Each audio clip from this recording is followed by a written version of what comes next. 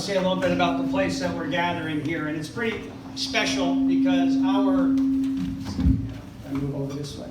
The house that Celia and I own and will return to 2 years from now is right on the other side of the fence here, actually. So this is like coming full circle and returning home, and we've got some of our neighbors here with us who pointed that out. But a little bit about this Cedar Knoll restaurant, just because I think it's a cool place. It was acquired in 1654 by a prominent aristocrat and his wife, who was a princess of the Piscataway tribe. In 1760, it was purchased by George Washington and became part of his river farm. So our home is actually on George Washington's original farm. The hearth of this building was constructed in the early 1800s, and it was originally a farmhouse, but then it was later opened as to the public as the Mount Vernon View Antique Shop. Mount Vernon View Antique Shop. And in 1941, the building was operated as an inn and restaurant, and has been an inn and restaurant since then. In 2015, our host now is Chef Andrew, who's the owner and operator. He's also a neighbor because he lives upstairs. He's all in on this thing. He's fully invested. He's part of the neighborhood, a big supporter of the community. He's got great food. And when Celia and I came looking at venues where we wanted to do this, we ate our way through the menu and said, okay, this is where we're going to do it. We're going to do it. A couple of quick things just to wrap this up. So I do a lot of, I had in the past, I don't have to do them anymore, officiate a lot of ceremonies, promotions and changes of command and retirements and those kinds of things. And I like to take the time to thank the families of the person who's being recognized there.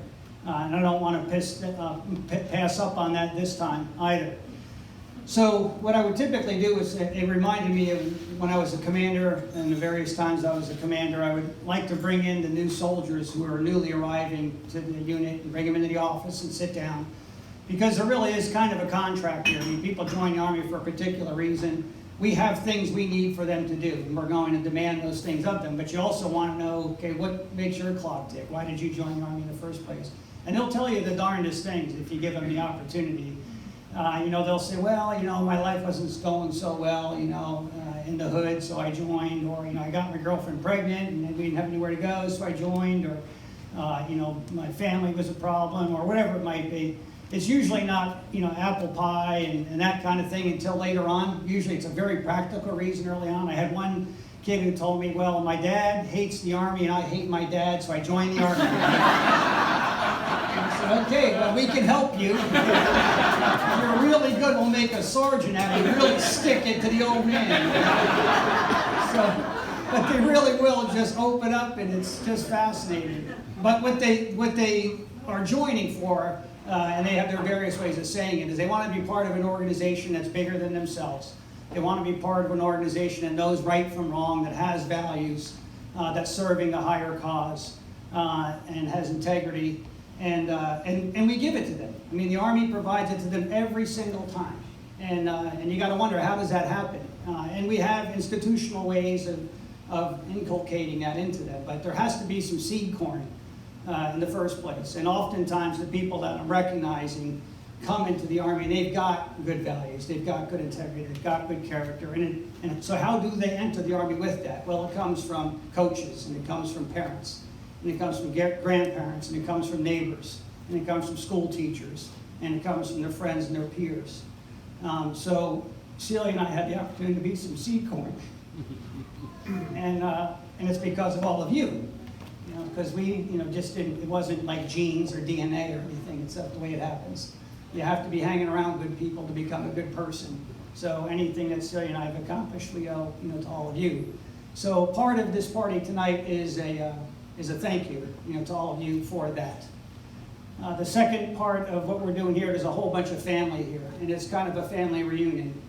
We haven't had pulled together this much of my side of the family and Celia's side of the family since my mom passed away, which is just an amazing story. So I just got to tell you how powerful it is. So General Milley, many of you, he's very entertaining, isn't he? He makes up most of his material. So he promoted me to 2-star at West Point. And the reason we did it at West Point is because I was leaving for Afghanistan. My mom was not very well at the time. And I didn't want to do it in Fort Drum, way upstate New York. Nobody would have come. So I asked, can we just do it at West Point? It's 20 minutes from home. I'll get a lot of family and friends there. So he was gracious enough to do it. And everybody came. All of the family was there. It was huge. A lot of high school friends, a lot of lacrosse folks, a lot of the people who are here, were at that ceremony also. My mom was absolutely over the moon, just over the moon. It was the greatest thing for her because she's very proud of me and my 2 brothers.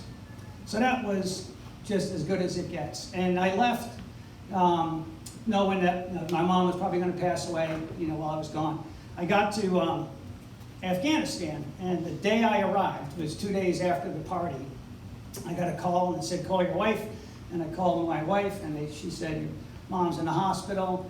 So I called the number, and my Little League baseball coach answered the phone, who was there with my mom. He said, she can't talk, Kim, but I'll put the phone up to her here, and he did.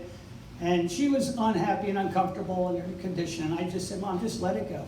You're in a good place. You're going to be in God's hands very quickly. And he said, I don't know what you're saying, but she smiled and she could hear you. So I left, I hung up the phone, and I had just arrived that day, so I was going around making my rounds, and I said, do we have a chaplain here? And they said, of course we have a chaplain here. I was the brand new commander. I only arrived a few hours ago. So I went downstairs, and there happened to be, our chaplain was a Protestant, but he was on leave, so they had a stand-in priest from Florida, Navy guy, and I went to see him, and I told him, I said, could you pray for my mom? And I said, but I want you to pray that she goes quickly, because it's the right time and it's the right thing. And he said, I will. He said, and if you're back here at 6 o'clock tonight, I'm going to say a mass, and then it'd be great if you could come. So I said, I don't know if I can make it. So I drove around doing all the things I had to do, and I got back, and when they said, there's a note for you, and I looked at the note, and I called, and they said that your mom had passed away. So I looked at the clock, and it was 6 o'clock. So I went downstairs, and I attended mass with the priest, and after I came up to the priest after mass, he looked at my face, and he could tell that my mom had passed away, and I said, man, you do really quick work. Careful. Gotta be careful what I ask of you. But it really was a wonderful and a beautiful thing. And to wrap all that up, I did not turn around and fly back to go home to New York. I had an important job to do in Afghanistan. I had just arrived. I had a very strong family back at home who was going to be able to take care of each other. There wasn't any point in flying home to see my mom. We had just, had a wonderful, farewell for her just a couple of days earlier. I just think that that's what it's all about. And these gatherings are about as powerful a thing as I can imagine. And we're very, very grateful for all of you. So this is Celia and I's way of saying thank you to all of you. So God bless you.